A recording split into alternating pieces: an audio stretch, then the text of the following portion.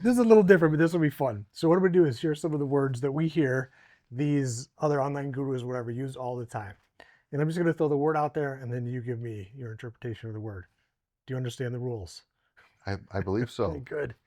The first one, You said them in English. I did, I did. Here we go. Disruptive. Unnecessary. A lot of people promote this excitement around disruption, Yeah. and we're human beings, and change is difficult for people.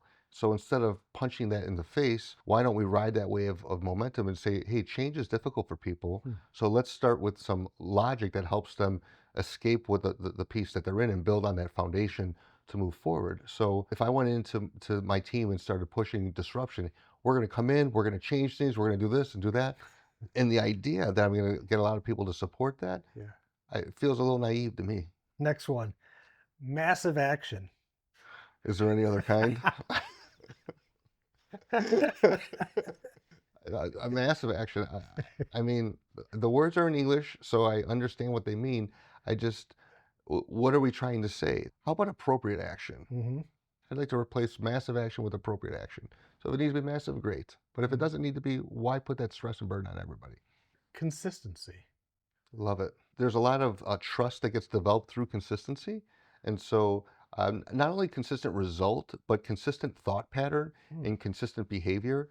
But we're comfortable when we believe, even if we know the person is going to explode and be really upset and all that, knowing that they're going to do it and having the expectation that they do it and then they do it is a lot easier than not expecting it, having it come out of nowhere, and then the unsteadiness that comes from that. So whether the situation is good or bad, or somewhere in between, or what we want and don't want, having some sort of a consistent response to it is really, it builds a lot of trust. Next one. Innovation. Overplayed. People say innovation all the time. What exactly have you innovated? And there's a difference between invention and innovation. And so, what exactly are you innovating? Innovating processes, Yeah. your development, all that. We have so many of the same problems years later after people innovated a new solution. Though I love to innovate, I like when we look at things like optimization, because innovation is change, optimization is shows improvement. Yeah. Scalable. That's the best kind of solution. Sometimes we have to solve a situation, and that's great, those situational solutions. But in business, a lot of things that you're looking to do are scalable. So Hmm. maybe the final solution looks different for different clients, or the final development plan looks different for different people. But the idea that, hey, this is going to be a repeatable process.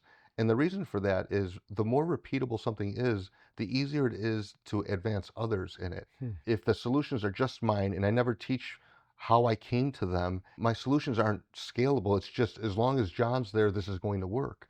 Right. And that doesn't really develop the team. If you're the leader, that doesn't develop the team that's meant to support you on your initiatives. And for me, I want a stronger team supporting me on stronger initiatives. Execution.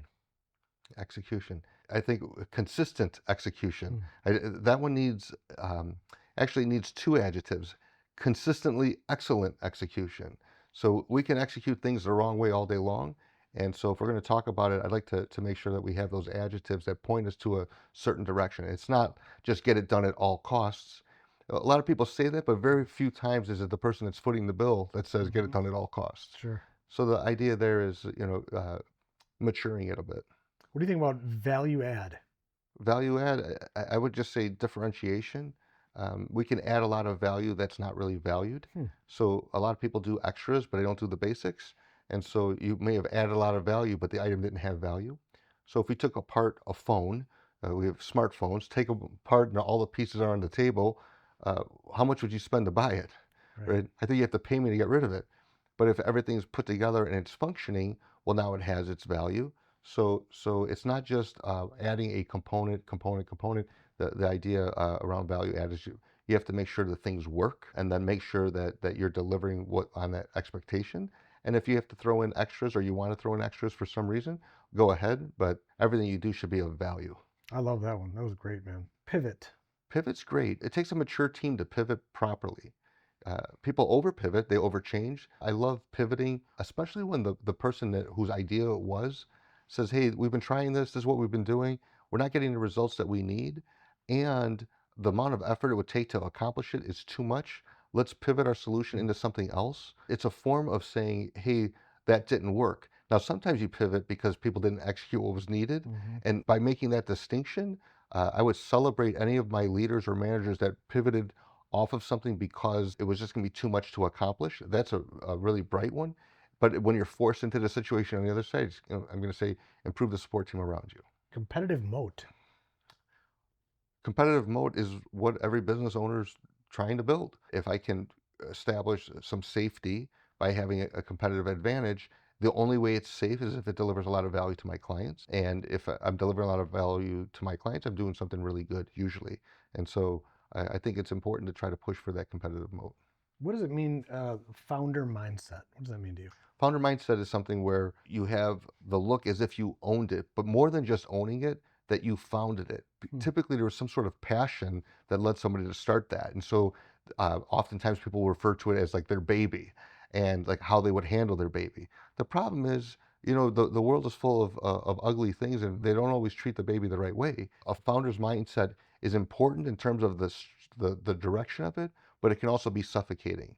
Just look at the helicopter moms and dads that are out there that don't let the child breathe and grow and expand. So we have to be mindful of it, but it's great to have that person that's super passionate about what we're trying to do in the solution development phase of things. You'll like this one. Data driven. Data driven has become a big buzzword. I want it to have action outcome, right? Knowledge is useless until it's made actionable. And so people say that they have all this data. And I love as soon as someone starts talking about, oh, we're data driven, this and that, how has it influenced your decisions? I was just on a podcast where someone was talking about it and talking about data. And I was able to point out, here's a data point. We work 7 days a week. The ones that are issued on Wednesdays take us the longest. And so that's a data point. So, hey, try to work harder on the ones that come in on Wednesday. That's not the solution. Why? Come to find out that when the deadline hits was on the weekend and the bulk of the team works Monday through Friday. And so all we had to do was change our approach to that ticket to treat it like it's due on Friday, and our scores went through the roof. And so that's data driven. There's an insight, it causes some thought. We look at it and we come back and say, if this, then that. It's a theory. We test it. It works. We move on. That's a data-driven solution. What does it mean to you to have discipline? Best discipline that I know is self-discipline.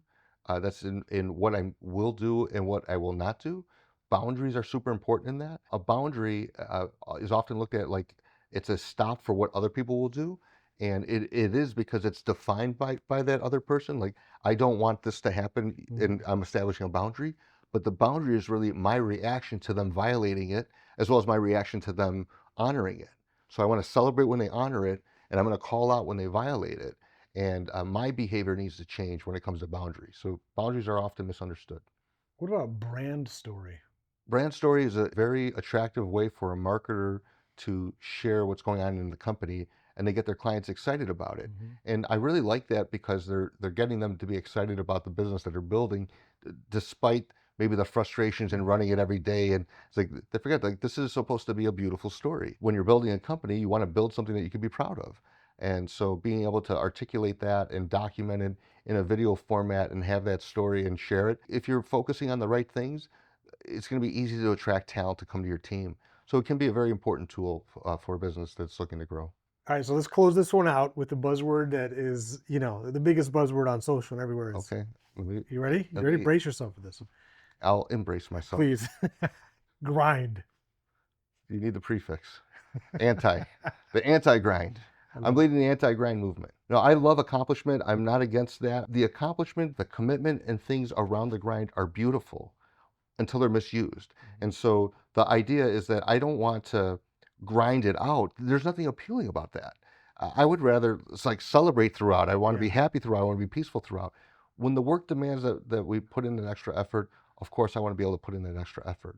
I just don't want it to come at the expense of the family. I don't want it to come at the expense of the happiness and the joy for the entrepreneur. And right now, the way that the grind movement and the hustle movement has been conveyed to people is that it's super sexy. But all you gotta do is go ask the wife whether or not she thinks it's great that her husband's out working all this time and missing these family functions. It's an incomplete life. My peace needs to be at the center of my definition of a good life. Like, my definition of a good life must involve my peace. And if you're taking me away from my family all the time just to make money, it's kind of hard to convince me that that's the best move.